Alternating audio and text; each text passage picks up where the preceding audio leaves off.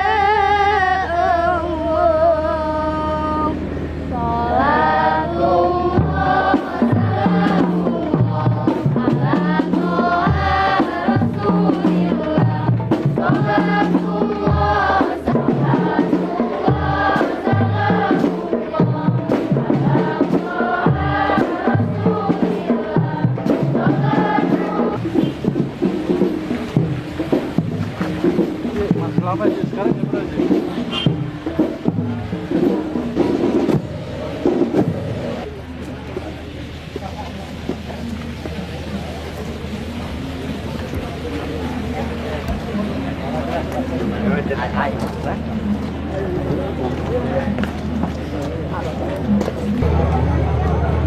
Dilaporkan.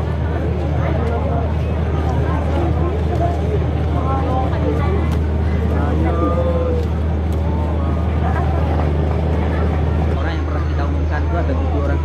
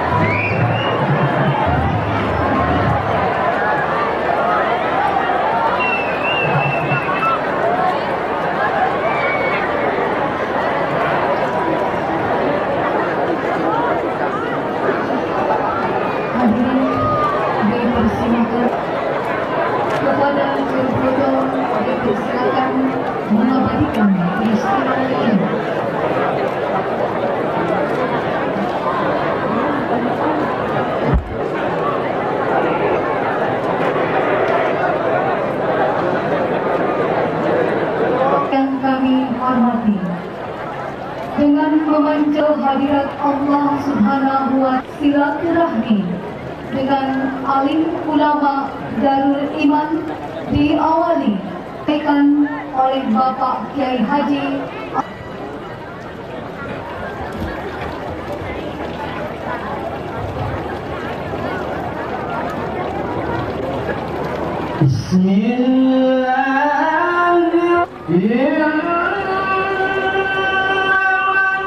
termasuk ada anak yatim buruh pelabuhan dari berbagai perguruan tinggi dalam dan luar negeri. Yang dilakukan adalah sistem terpadu antara ilmu agama dan umum, sehingga diharapkan terciptanya kader-kader ulama yang ini pun sudah kami mulai dari tahun akan dapat terselesaikan. Termasuk pada kesempatan ini partisipasi dari Bapak Presiden Republik Indonesia. Sangat berbangga hati dan selalu merasa dekat dengan Bapak Habibie, karena Bapak sebagai Presiden di tengah kesibukan yang luar biasa ternyata masih berkenan menyempatkan diri mengunjungi kami, mengingat adanya ikatan batin yang kuat. Jika menengok kembali kepada latar belakang kultur dan sejarah antara Banten dan Bugis Makassar, karena ada ikatan persaudaraan sejak dulu, di kala mana Karyong Galesong sebagai panglima perang kerajaan Goa tempo dulu dengan 2000 pasukannya menggabungkan diri dengan Sultan Agung Tirtayasa berjuang bersama melawan Belanda. Bahkan Syekh Yusuf, putra Raja Goa yang pernah bersantri atau mesantren di Banten, pun diangkat sebagai menantu oleh Sultan Agung Tirtayasa dan menjadi mufti Kesultanan Banten, serta berjuang bersama masyarakat Banten sampai kami telah bertekad untuk bersatuan serta dapat segera keluar dari berbagai krisis yang menerima informasi atau usulan di daerah tingkat 1 Banten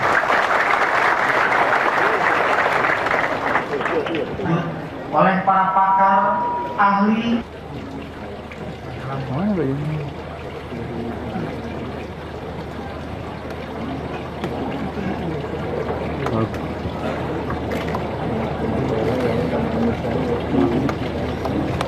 Sendiri nggak bawa.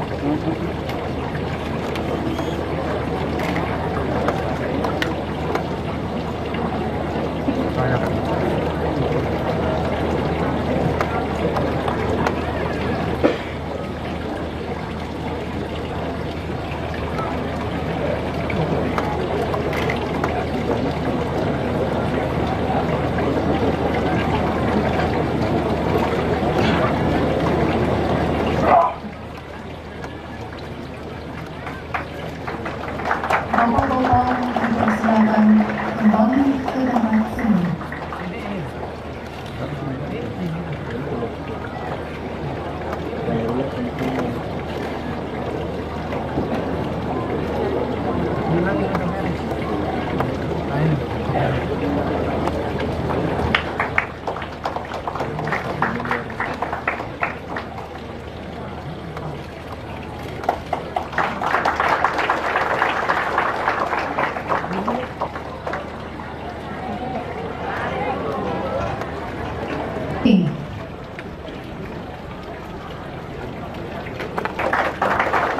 Penyerahan sumbangan 1000 buku mengenai tuntunan penerapan teknologi untuk santri pondok pesantren terpadu Darul Iman dari Ikatan Alumni ITB Bapak Herman Afif. Penyerahan simbolis sumbangan 3000 buku dari Gerakan Wakaf Buku ISMI oleh Ketua Bapak Dodi Lujista. Selanjutnya penyerahan kredit dari Bank Umum Koperasi Indonesia senilai 11,2 di wilayah Serang, Pandeglang, Pangalengan diserahkan Direktur Utama Bank Bukopin Bapak Indra Kusuma. Selanjutnya penyerahan dana program santri. Selanjutnya penyerahan uang tunai sebesar 25 juta rupiah dan masih selanjutnya dalam proyek peningkatan kemandirian ekonomi rakyat tahun anggaran 1000.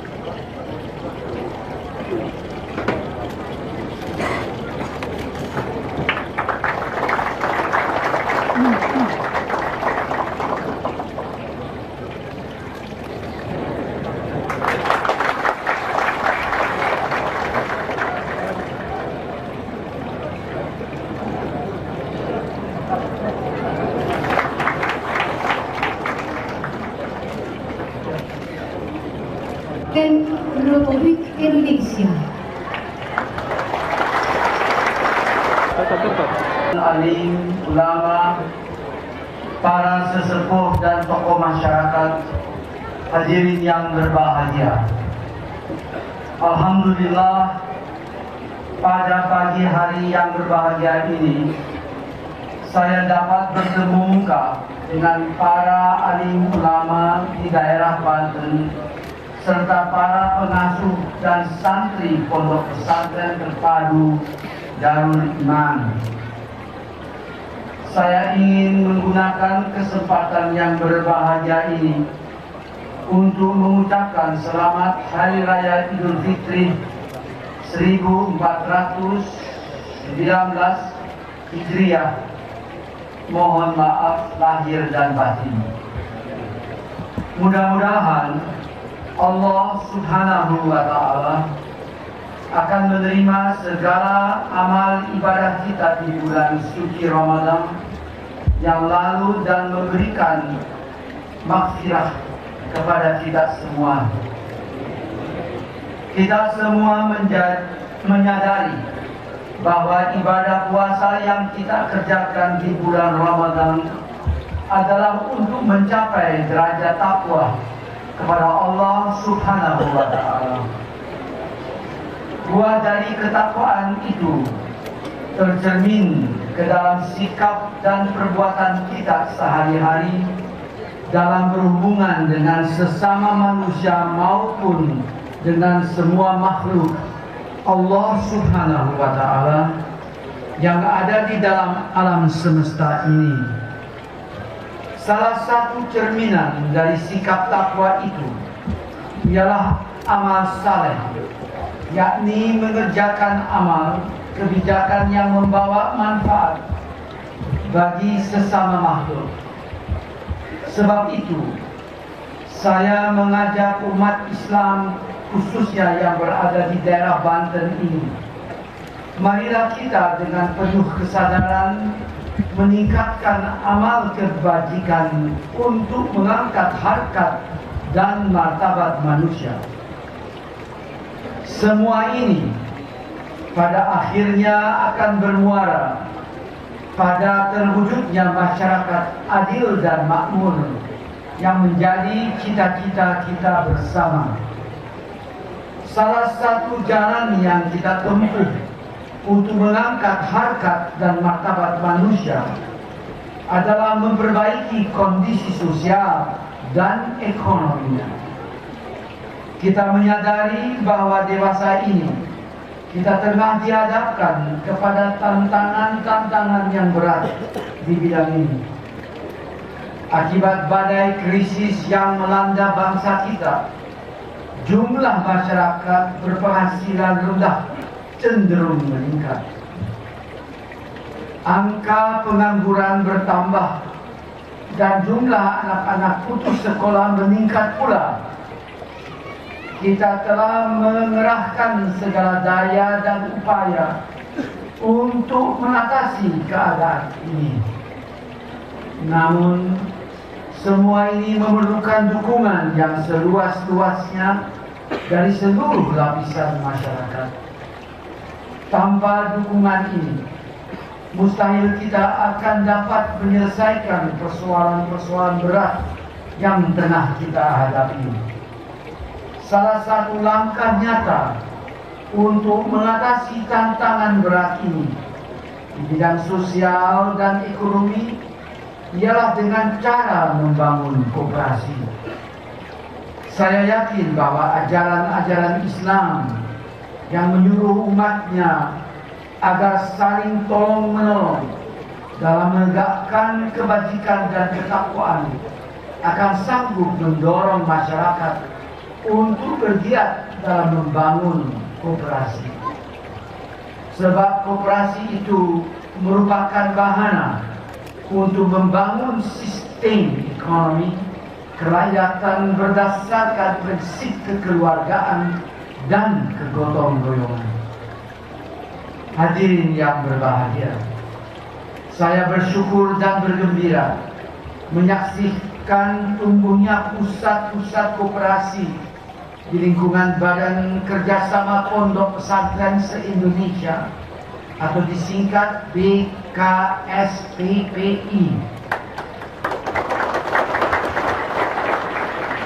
Pertumbuhan ini memberi isyarat makin pentingnya peran pondok pesantren dalam memberdayakan ekonomi rakyat, terutama di kawasan pedesaan. Pondok pesantren dapat mengajak masyarakat membangun koperasi yang sesuai dengan potensi yang dimiliki oleh daerahnya masing-masing. Pondok pesantren dapat memelopori berdirinya koperasi perhutanan rakyat terpadu atau membangun pusat pengembangan koperasi berwawasan agribisnis atau bidang-bidang kegiatan koperasi lainnya. Kegiatan-kegiatan ini insya Allah akan dapat membantu memberdayakan ekonomi masyarakat pedesaan kita. Keberadaan pondok pesantren yang tersebar luas di seluruh pelosok tanah air dapat pula dimanfaatkan menjadi pusat-pusat pelatihan teknologi tepat guna. Yayasan Imaratul Masjid dan BPPT misalnya telah memelopori kegiatan-kegiatan ini untuk membantu meningkatkan keterampilan masyarakat. Para santri kita tentunya bukan hanya kita bekali dengan pengetahuan keagamaan dan pengetahuan lainnya.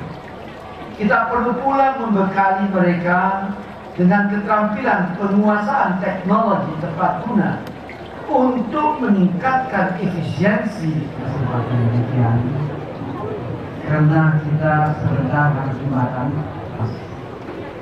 saya usulkan lebih baik saya mendengarkan. Saya mulai dengan mendapatkan masukan dan pertanyaan daripada saya berbicara saja tokoh umat Islam, supaya lebih banyak waktu untuk mulai. Siapa saya mulai? Silahkan Pak Yai, baru dari Bapak Presiden Republik Indonesia yang kami hormati, tetap merasa bangga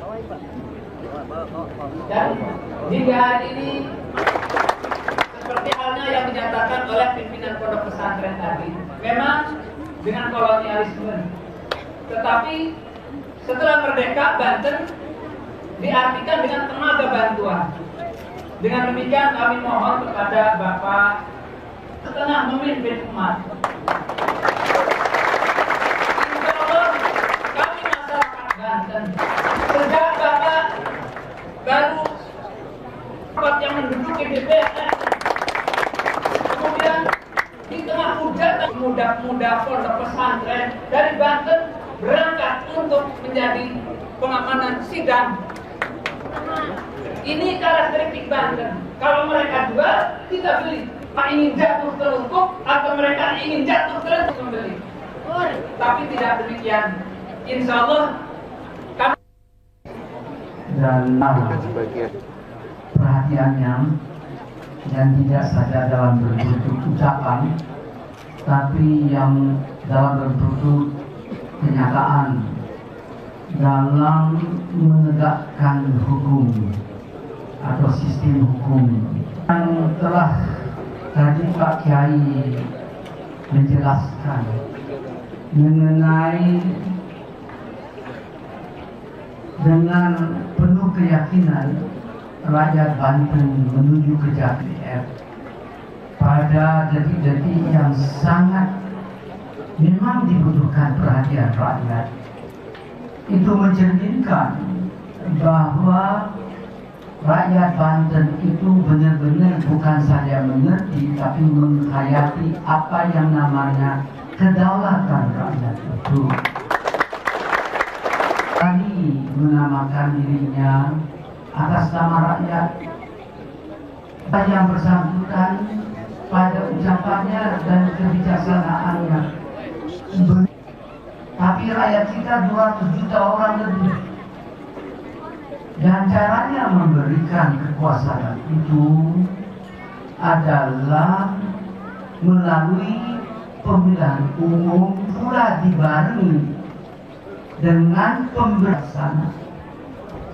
Bukankah tiap pemimpin dengan perilakunya? Bukan saja dimanapun, bukan.